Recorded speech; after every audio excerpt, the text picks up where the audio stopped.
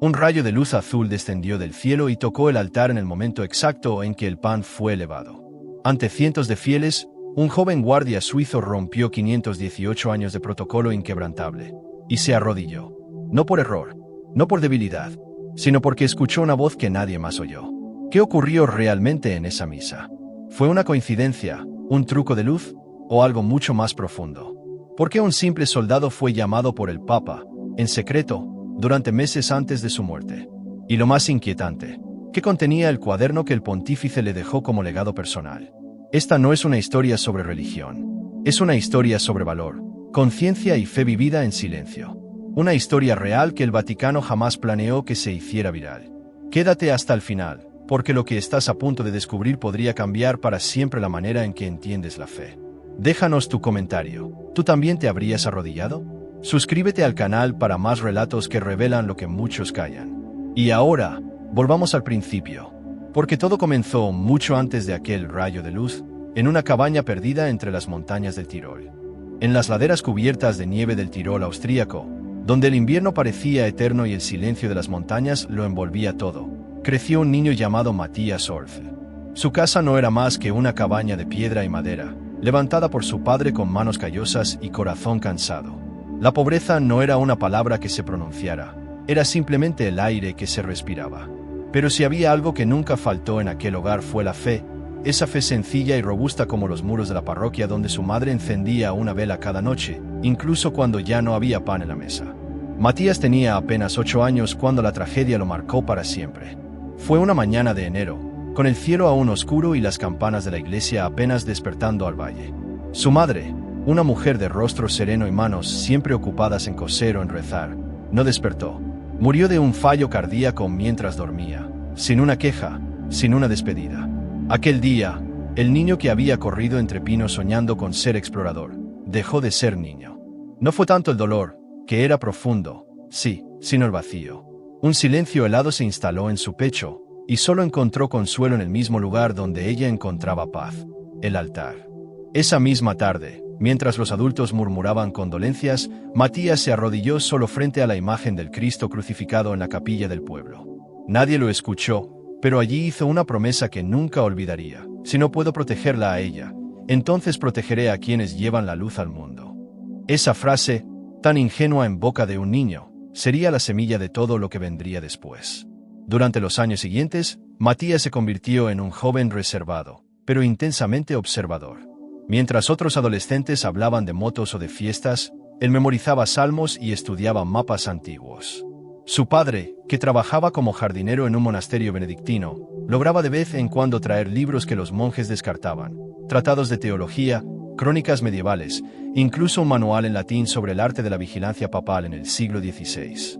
Matías los devoraba en las noches largas, con una vela encendida y el corazón latiendo como si cada palabra confirmara su propósito. Cuando cumplió 18 años, recibió una carta inesperada de su padrino, un diácono retirado en Lucerna, quien le ofreció hospedaje si deseaba formarse en seguridad internacional. Sin pensarlo 2 veces, Matías dejó su tierra natal. En la escuela de formación suiza, se destacó rápidamente por su disciplina férrea y su aguda capacidad de análisis.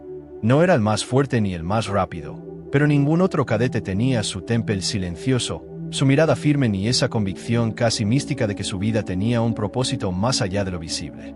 Durante un ejercicio de entrenamiento extremo en la montaña, uno de sus compañeros se cayó por una pendiente helada. Mientras el resto del grupo dudaba entre seguir o pedir ayuda, Matías descendió sin dudar, con una cuerda atada al pecho, rescatando al herido con una calma que dejó perplejos a sus instructores. Aquella noche, frente al fuego, uno de los comandantes le preguntó: ¿qué te impulsó a lanzarte así, sin saber si volverías? Matías respondió sin vacilar: una promesa que hice cuando era niño. Y esas no se rompen. Fue esa misma reputación la que, 2 años más tarde, lo puso en el radar de la Guardia Suiza Pontificia. No era común que alguien tan joven recibiera la recomendación directa del capellán mayor del Instituto de Seguridad Internacional. Pero Matías no era común. Su expediente hablaba de excelencia, pero también de una espiritualidad que no se enseñaba en manuales. Era un hombre que creía, no de manera dogmática, sino profunda, desde el dolor y la esperanza. El día que recibió la aceptación oficial de la Guardia Suiza, Matías se encerró en la capilla del monasterio donde trabajaba su padre. En sus manos tenía un pequeño rosario de madera que su madre había tallado a mano años atrás, con las iniciales MH grabadas junto a una pequeña cruz. Lo apretó contra su pecho, y mientras el sol de la tarde teñía de oro los vitrales, volvió a repetir la promesa: protegeré la luz, incluso si me cuesta la sombra. Fue entonces, a los 24 años, cuando se presentó en Roma. Nunca había visto una ciudad tan llena de contradicciones: pobreza y poder, esplendor y abandono, piedra milenaria junto a pantallas LED. Pero cuando cruzó los portones del Vaticano y se puso por primera vez el uniforme renacentista de la Guardia Suiza, comprendió que toda su vida, el frío del Tirol, las lágrimas de la infancia, las noches de estudio, lo habían llevado allí. Sin embargo, algo más comenzó a gestarse en su interior. Porque en medio de la rutina militar, las prácticas de tiro y los entrenamientos, Matías notó que su deber no era solo proteger cuerpos. Había gestos, miradas, silencios en los pasillos del Vaticano que hablaban de una fragilidad distinta, la del alma de la Iglesia. Y aunque nadie lo decía, él sentía que algo se estaba resquebrajando en el corazón del poder eclesial. Algunos cardenales discutían a gritos detrás de puertas cerradas. Algunos sacerdotes pasaban de largo ante los mendigos de la plaza San Pedro. Matías, siempre en silencio, observaba, escuchaba, sentía. Fue en ese estado de quietud atenta que una noche, por primera vez, el Papa Clemente XV lo saludó por su nombre. No era lo esperado, no era parte del protocolo, pero en aquel saludo casual, algo se activó. Y aunque entonces no lo sabía, estaba a punto de empezar el capítulo más misterioso de su vida. Un capítulo que pondría a prueba no solo su formación, sino aquella promesa silenciosa hecha por un niño arrodillado en el frío altar de un pueblo olvidado del Tirol. La primera vez que Matías Olf vio al Papa Clemente XV fuera del contexto ceremonial fue una noche de lluvia en Roma. Eran las 2:17 de la madrugada, y el joven guardia realizaba una ronda rutinaria en uno de los corredores traseros de la casa Santa Marta. Normalmente vacíos y silenciosos, esa noche algo era distinto. Se oía un leve crujir de pasos descalzos sobre las baldosas húmedas. Al tabola, esquina, lo vio. El pontífice, sin escolta, vestido apenas con una sencilla sotana blanca, caminaba con las manos entrelazadas a la espalda y la mirada perdida en algún punto más allá de las paredes. Matías se quedó inmóvil, sin saber si debía acercarse o simplemente desaparecer en la sombra. Pero fue el Papa quien rompió el silencio.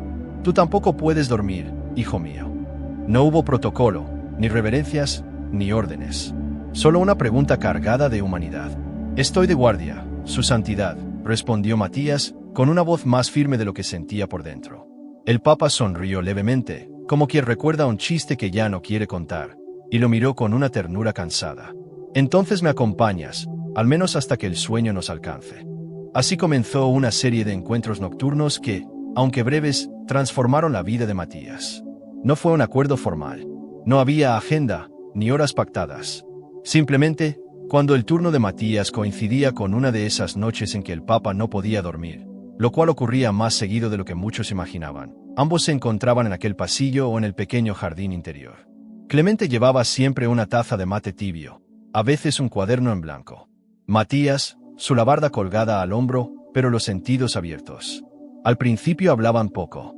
El Papa solía iniciar con observaciones sobre el clima, sobre el último sermón de un obispo africano, o sobre los rosales que comenzaban a secarse. Pero con el tiempo, las palabras se hicieron más hondas.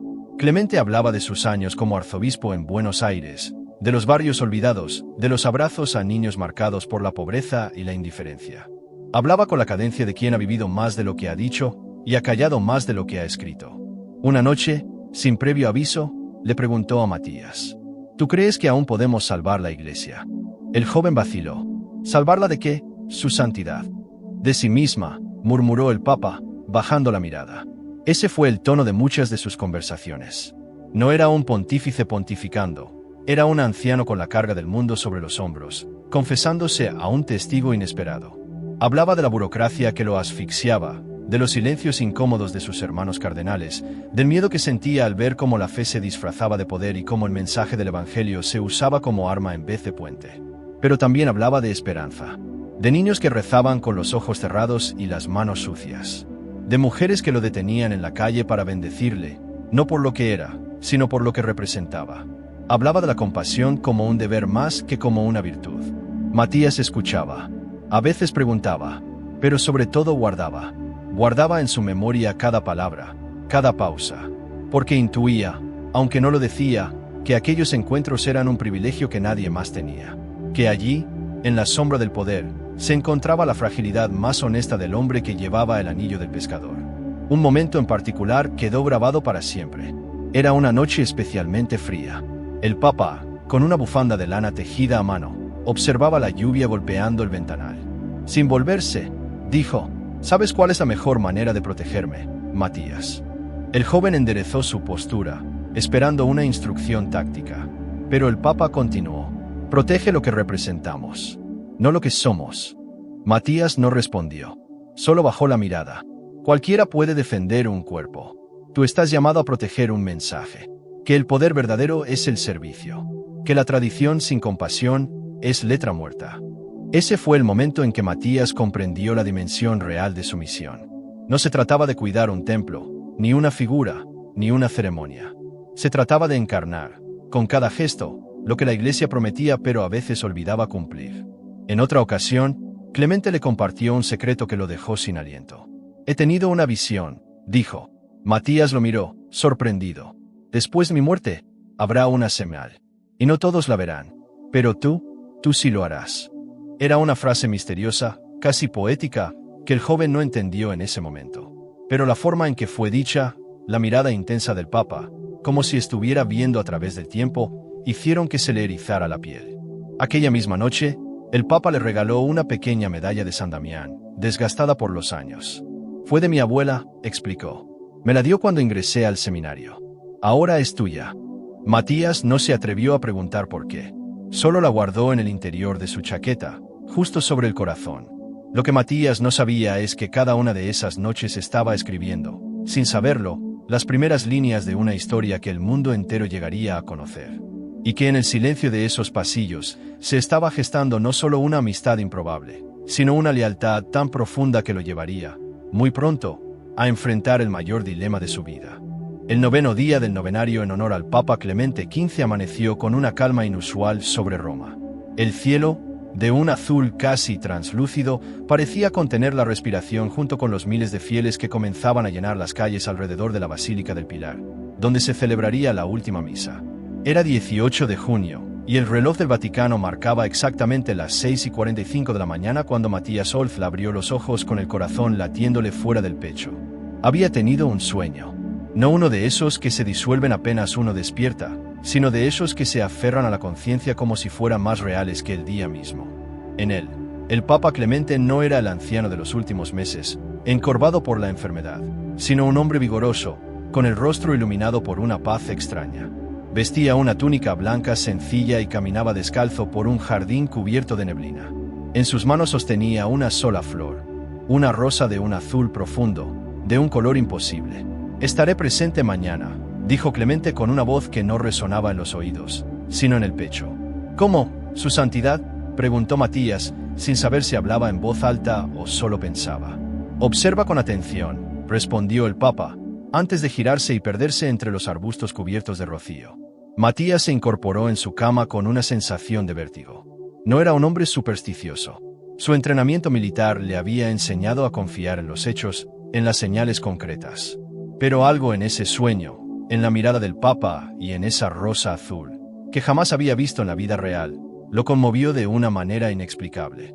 Antes de vestirse, se arrodilló frente a la pequeña imagen de San Damián que tenía en su habitación, con la medalla heredada del Papa colgando de su cuello.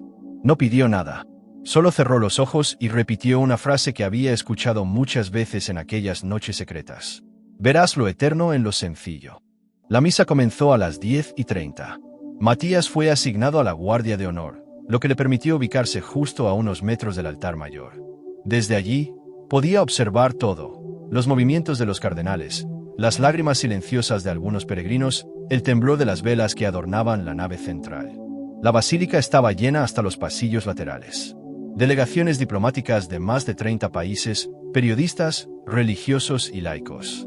En las primeras filas, algunas figuras conocidas, En las del fondo, ancianas con rosarios gastados y niños dormidos en los brazos de sus madres. La fe, en todas sus formas.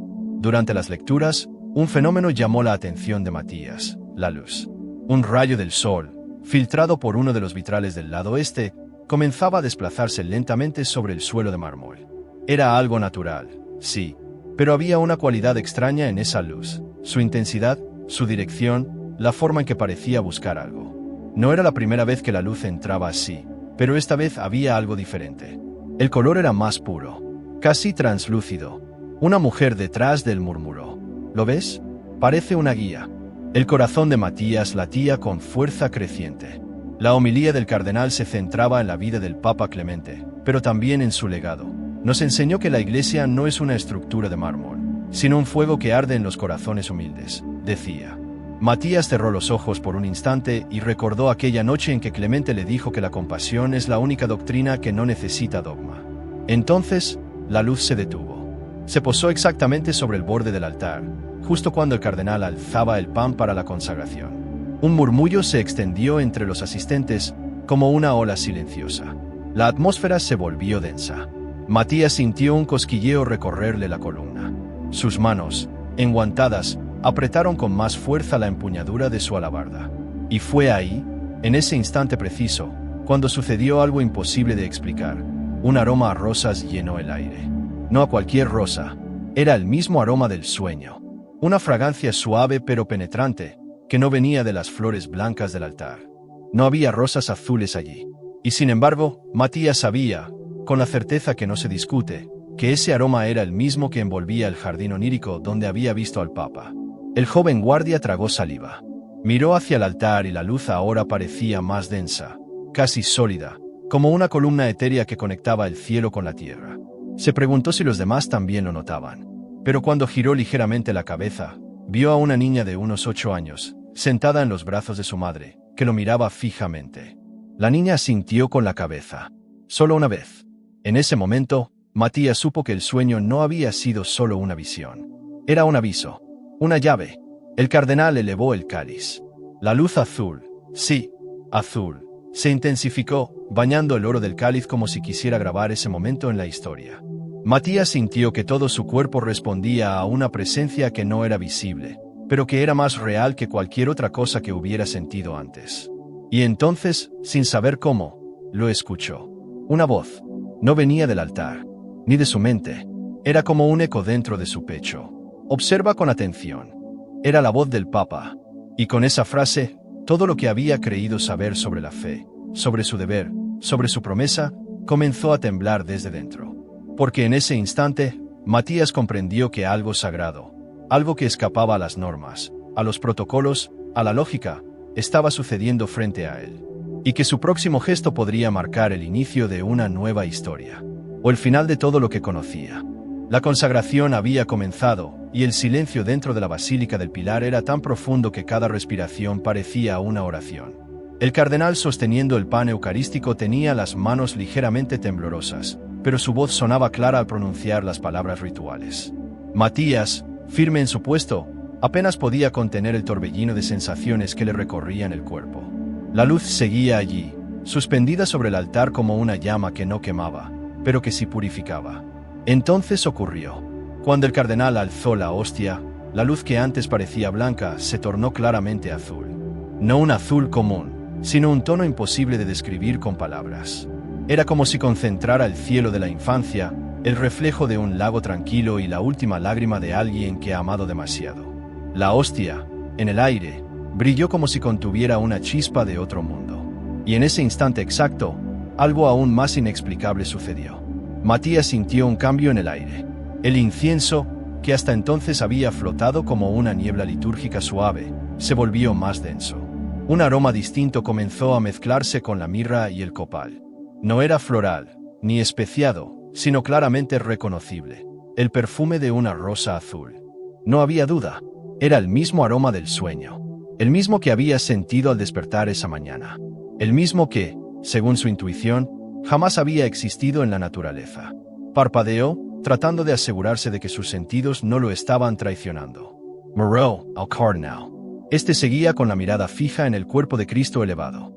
Miró a los fieles. Muchos tenían los ojos vidriosos, algunos con la boca ligeramente entreabierta, como si sintieran también la anomalía. Nadie hablaba, nadie se movía. Y entonces, sin previo aviso, una voz. No fue un sonido en el aire. No vino de un rincón de la basílica ni de los altavoces ocultos.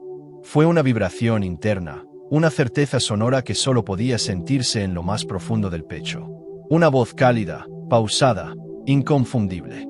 ¿Lo veías, Matías? Cristo sigue presente, más allá de cualquier protocolo humano. Era la voz del Papa Clemente XV. Matías no supo si respirar o dejar de hacerlo. La frase había resonado como un trueno sereno en su interior. No era una memoria. No era su mente jugando con los recuerdos. Era real. Estaba allí. Con los ojos clavados en el altar, sintió una presión en el pecho que no venía de la emoción ni del miedo, sino de algo mucho más vasto, la presencia. Y en esa presencia, todo cobró sentido. La luz, el aroma, la niña que asintió en silencio, las palabras del sueño, todo. La consagración continuaba, pero para Matías el tiempo se detuvo. Como si todo a su alrededor, los cantos, los murmullos, los flashes discretos de algunas cámaras, desapareciera en un segundo plano. Lo único que importaba era ese instante, ese encuentro invisible pero palpable entre lo divino y lo cotidiano. Quiso cerrar los ojos, pero algo lo mantenía despierto. No quería perder un solo segundo de aquello que, intuía, marcaría su vida para siempre. Recordó una de las últimas conversaciones con el Papa. Clemente le había dicho: si un día el cielo toca la tierra frente a ti, seguirás firme por fuera, pero ausente por dentro. Aquella pregunta había quedado suspendida en su memoria durante semanas. Y ahora, comprendía su verdadero sentido. El sudor le perlaba la frente, no por el calor, la basílica estaba fresca, sino por la intensidad del momento. Cada fibra de su cuerpo sabía que estaba ante algo extraordinario. Y aún así, su entrenamiento le exigía permanecer inmóvil, cumplir con su deber, no alterar el protocolo. Pero el corazón no responde a los reglamentos.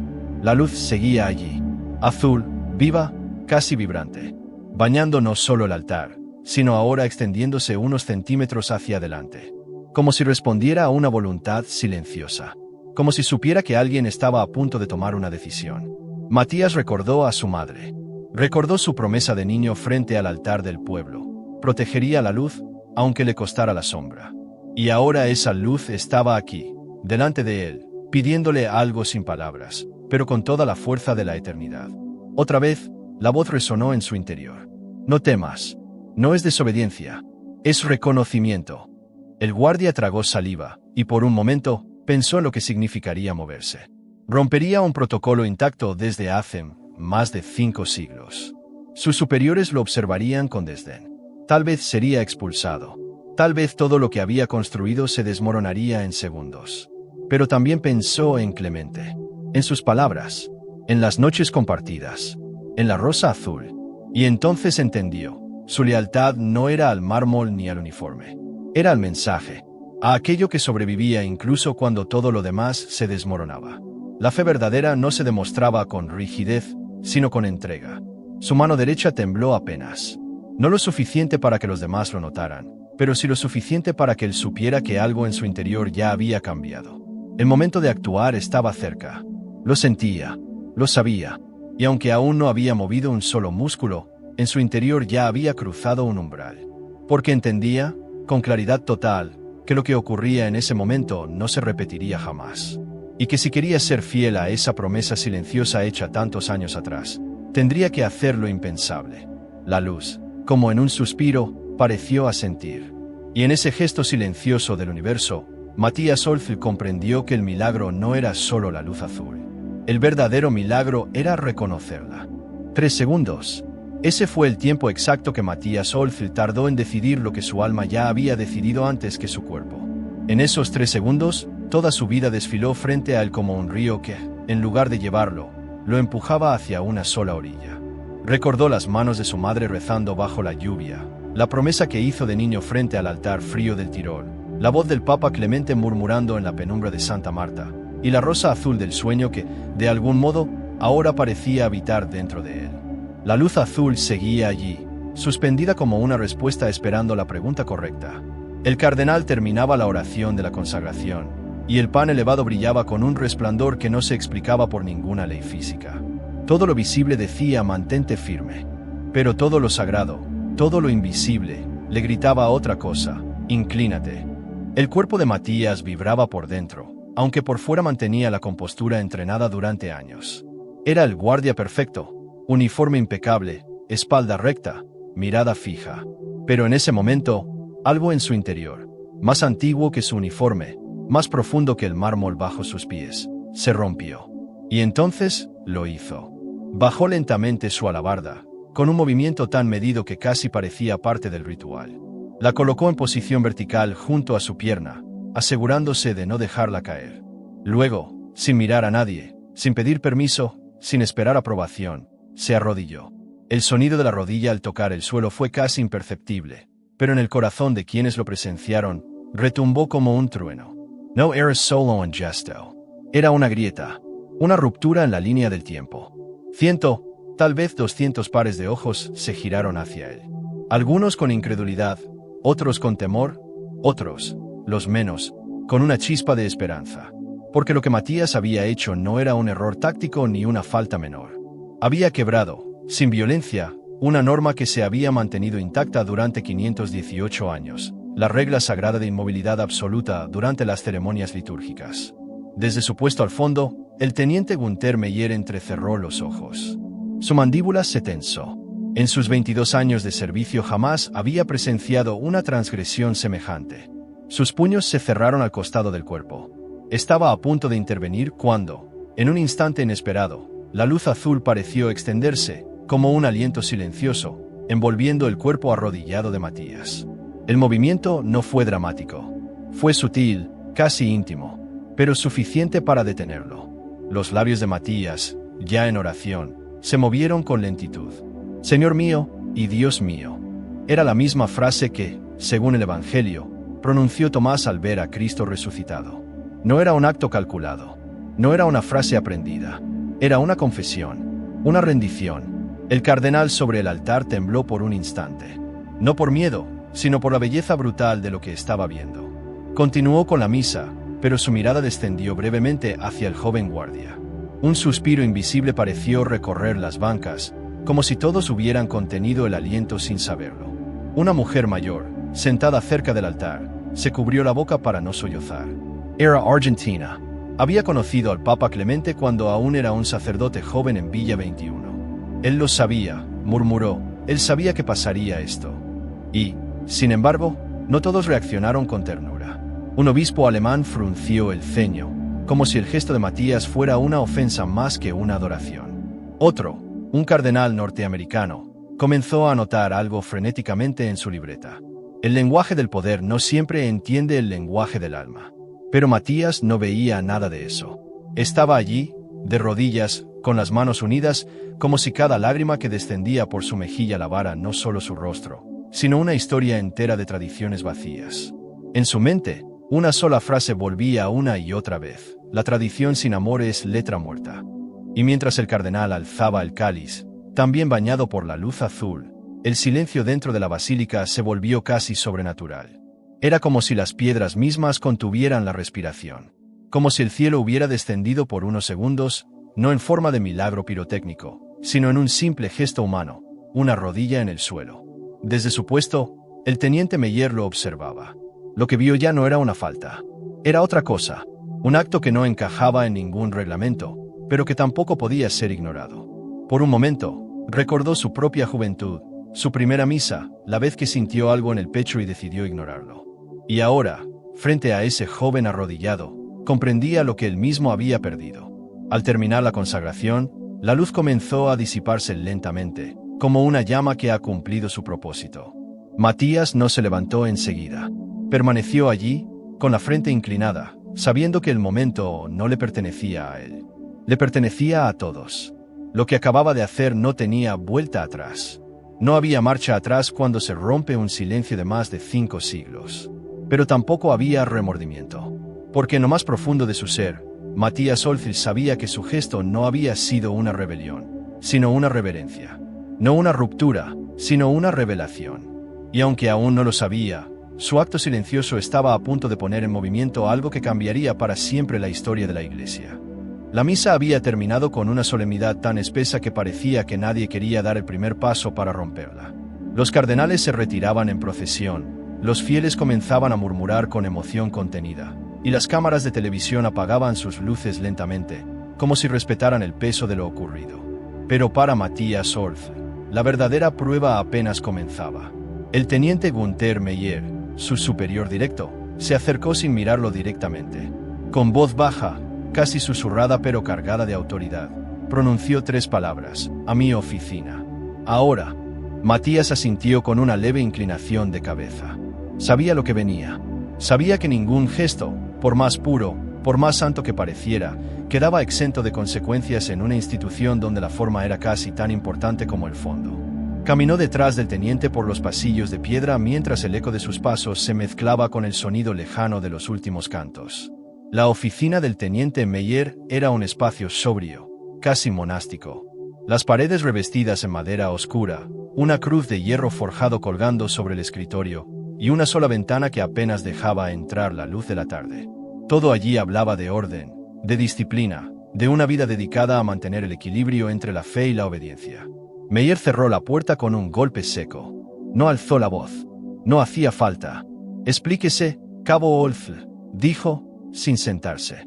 Matías se mantuvo en posición firme, con la mirada al frente. Sentía el peso de la medalla de San Damián contra su pecho, como un recordatorio silencioso de lo que acababa de hacer. Mi teniente, soy plenamente consciente de la falta cometida y estoy dispuesto a aceptar cualquier sanción que se considere justa. Meyer se giró lentamente hacia él. No le he pedido que acepte sanciones, replicó con frialdad. Le he pedido una explicación. El joven respiró hondo. ¿Cómo explicar lo que no tenía palabras? ¿Cómo poner en lenguaje militar un impulso del alma? Lo que presencié no fue un simple fenómeno de luz, dijo con voz tranquila. Fue una manifestación. No puedo describirlo con precisión, pero sentí, supe, que estaba en presencia de algo sagrado. Algo que trascendía los protocolos, incluso nuestra tradición más antigua. Meyer entre cero los ojos. ¿Está usted sugiriendo que Dios mismo le ordenó romper la norma más intocable de la Guardia Suiza? No, señor, respondió Matías, sin vacilar. Estoy diciendo que entendí, en ese instante, que mi deber más alto no era proteger una forma, sino honrar lo que esa forma representa, la presencia viva de Cristo. Y eso fue lo que vi. El silencio se hizo espeso entre los 2 hombres. El teniente caminó lentamente hacia su escritorio y sacó de un cajón un manual antiguo, cubierto por cuero envejecido. Artículo 73. Leyó en voz alta. Durante ceremonias solemnes, se exigirá inmovilidad absoluta del guardia en servicio. No se harán excepciones, ni siquiera por causa emocional o espiritual. Fin de la cita. Volvió a guardar el manual con la misma precisión con que lo había abierto. Esta regla se mantiene desde 1506, cabo Orff. Se ha respetado en tiempos de guerra, de pestes, de cismas. ¿Usted cree estar por encima de 500 años de historia? Matías mantuvo la mirada firme. No, mi teniente. Pero también hay otra tradición más antigua, la de arrodillarse ante la presencia real de Cristo. Aquella que no está escrita en manuales, pero que vive en el corazón de la fe. Meyer se acercó hasta quedar a menos de 1 metro de él. Lo miró largo, sin decir nada. Su rostro no mostraba ira, sino algo mucho más inquietante, duda. ¿Sabe lo que ocurrirá ahora?, preguntó al fin. Los medios hablarán.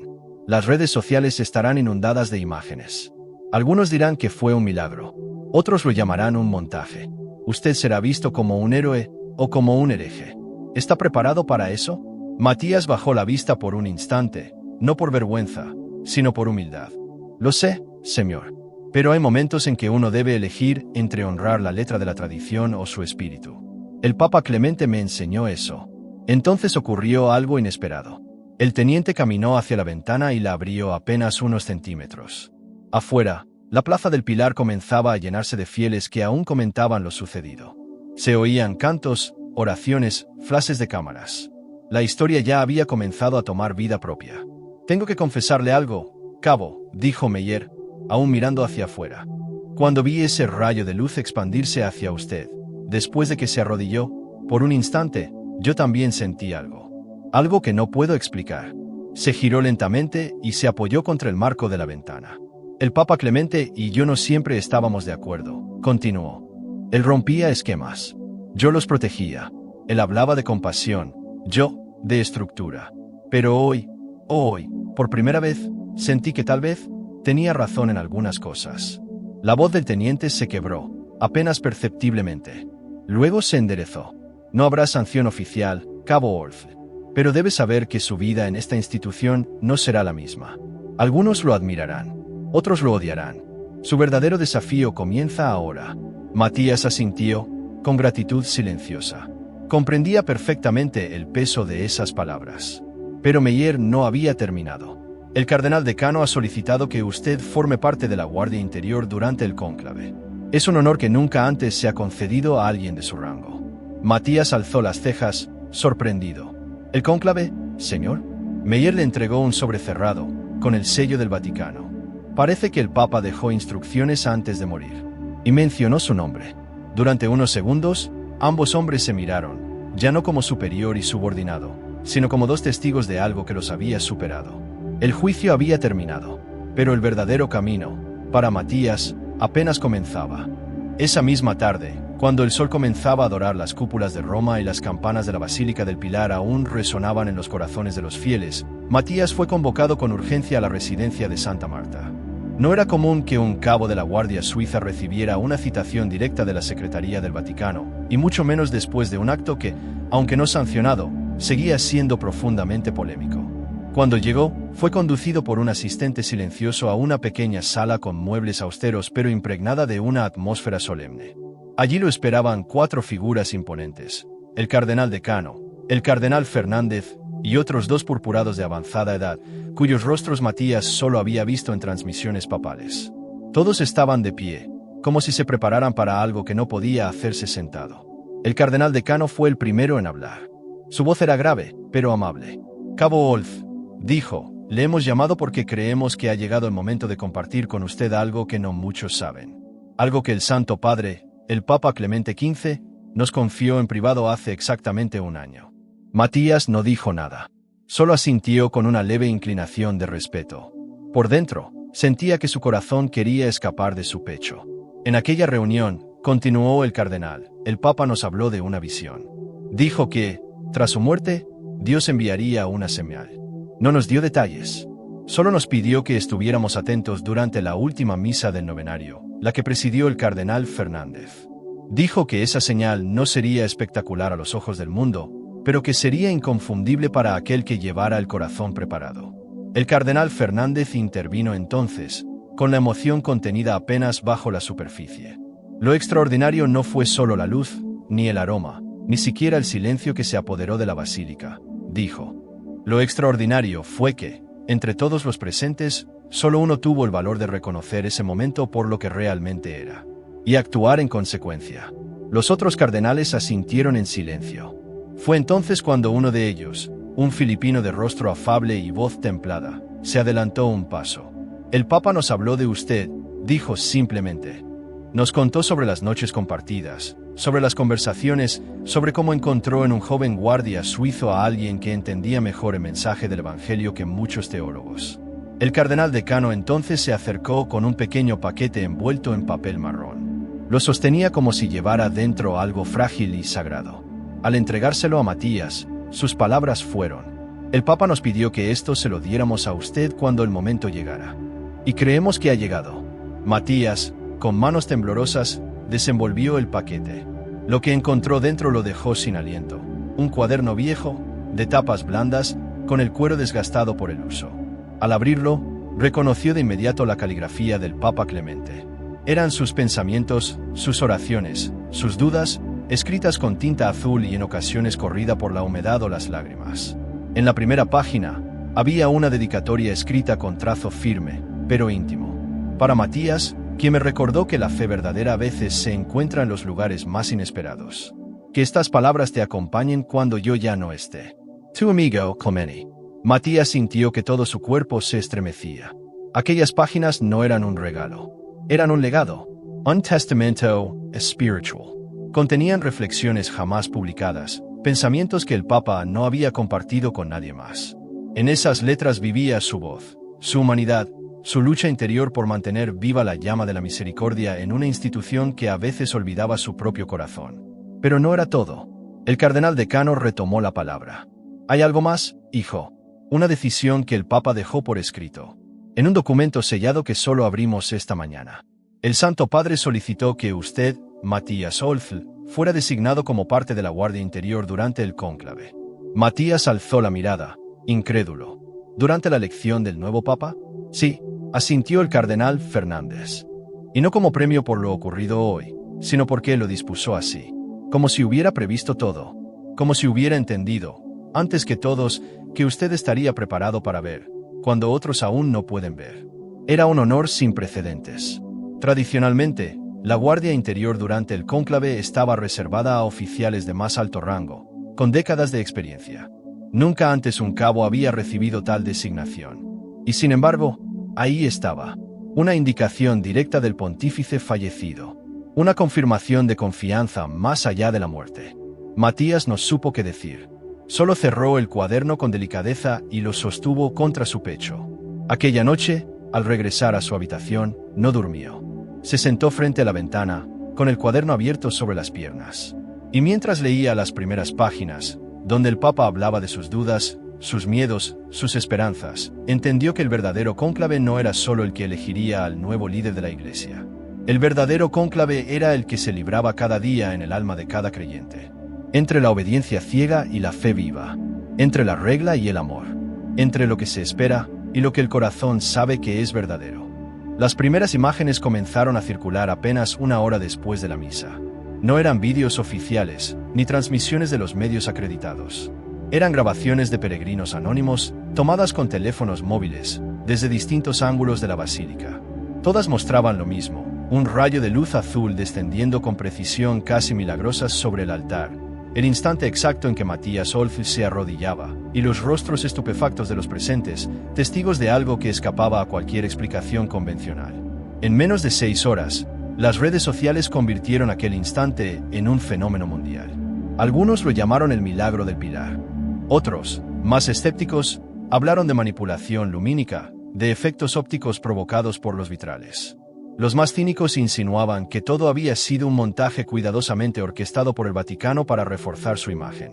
El gesto de Matías no tardó en polarizar la opinión pública. Un canal francés lo acusó de teatralidad, sugiriendo que su acto no era más que una estrategia para ganar notoriedad.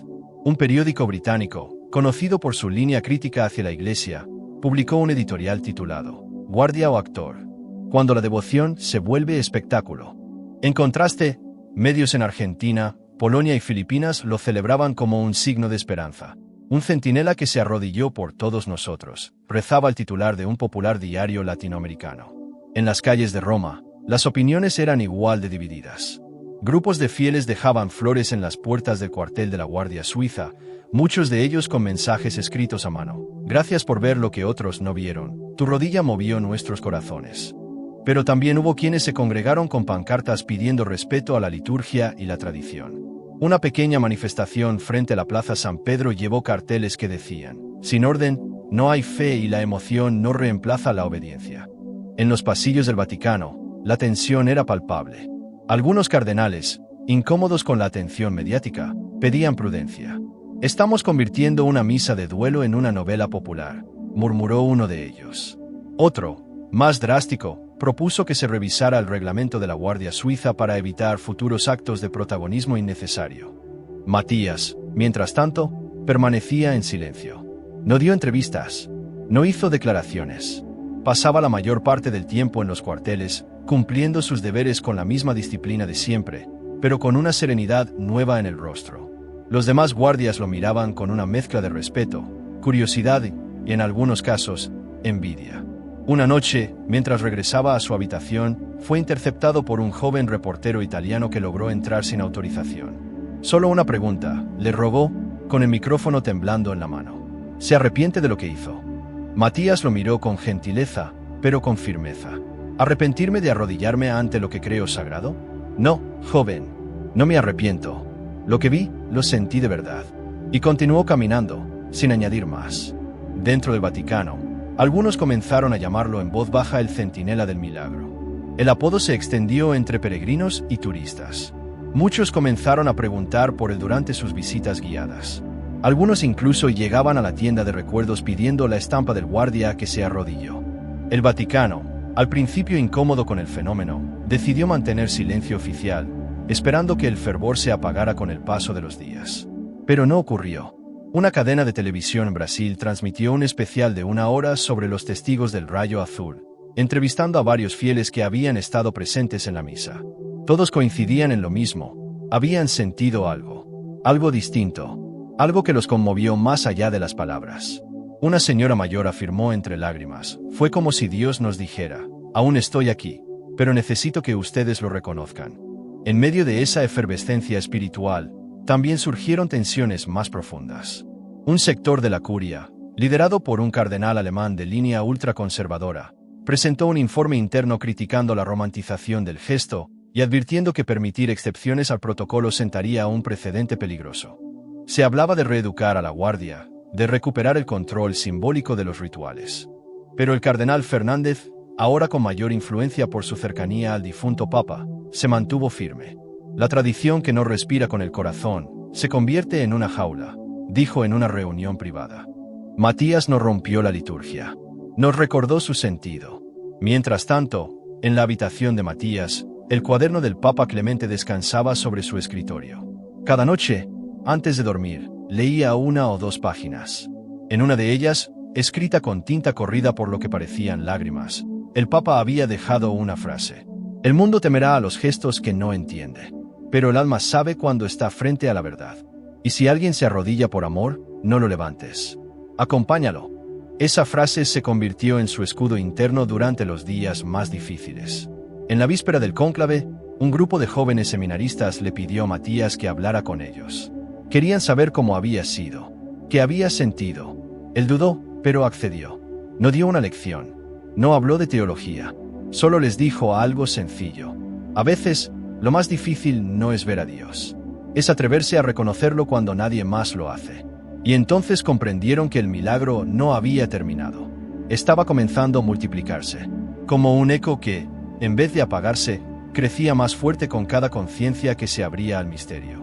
Porque en el mundo exterior, con toda su ira y ruido, el gesto de una rodilla seguía resonando donde más importaba, en el alma de los que aún creían que la fe podía ser más poderosa que la forma. Meses después del cónclave, Roma había vuelto a su ritmo pausado pero incesante. La elección del nuevo pontífice, el Papa Elías I, un cardenal de origen congoleño, firme pero de sonrisa cálida, marcó un nuevo capítulo en la historia de la Iglesia. Durante su primera audiencia privada con la Guardia Suiza, rompió el protocolo al detenerse frente a Matías Orff. Lo miró con atención, con una mezcla de gratitud y reverencia. El milagro, dijo en voz baja, apenas audible, no fue el rayo de luz. Fue tu capacidad para ver más allá de las formas y reconocer la esencia. Eso es lo que Clemente nos enseñó. Nadie más escuchó esas palabras, pero para Matías fue suficiente. No necesitaba más reconocimientos, ni medallas, ni homenajes.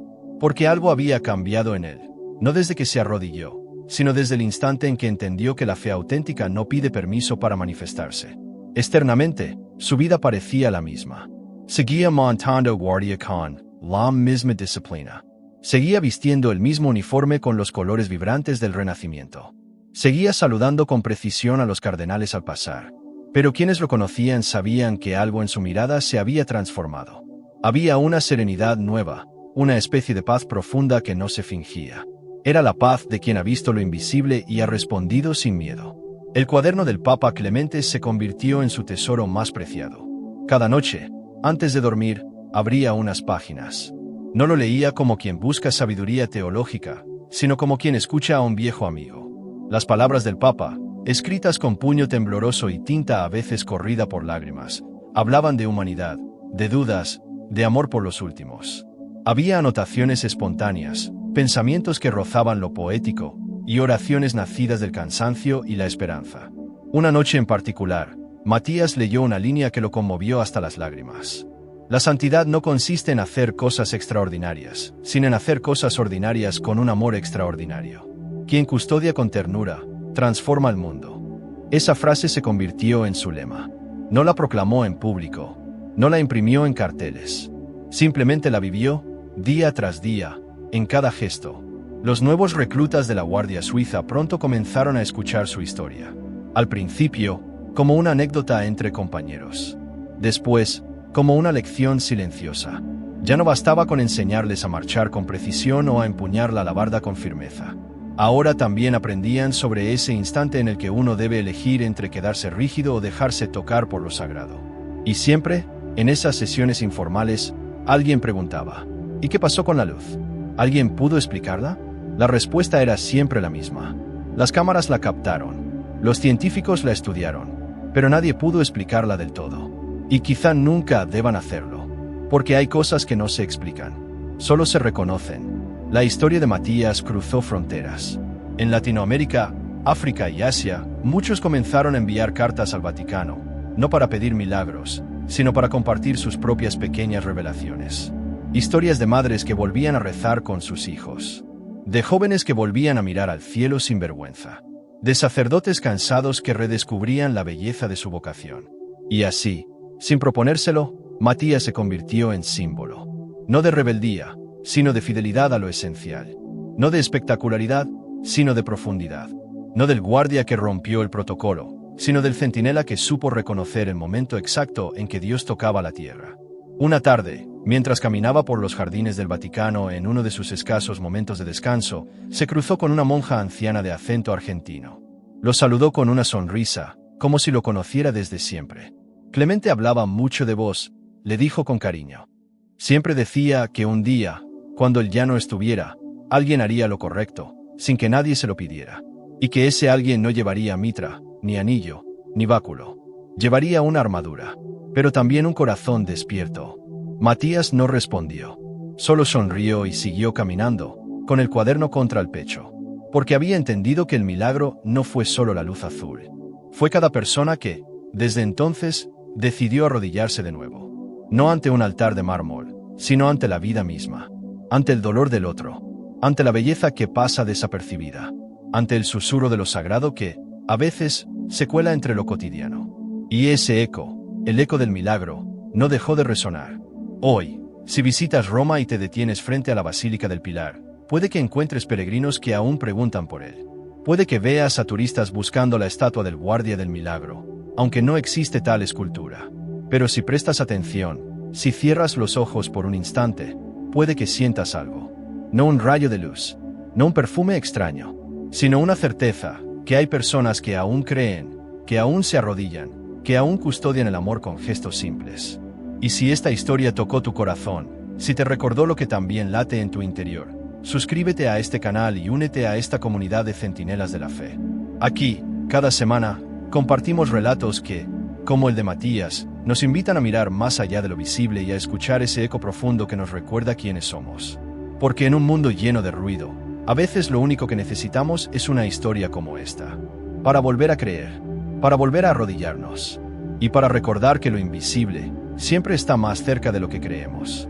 Te invito a ver el siguiente vídeo, donde contamos la historia real del joven monje que salvó una aldea entera sin levantar una espada. Suscríbete, activa la campana y sigamos caminando juntos. Porque la fe, cuando se vive con verdad, transforma el mundo.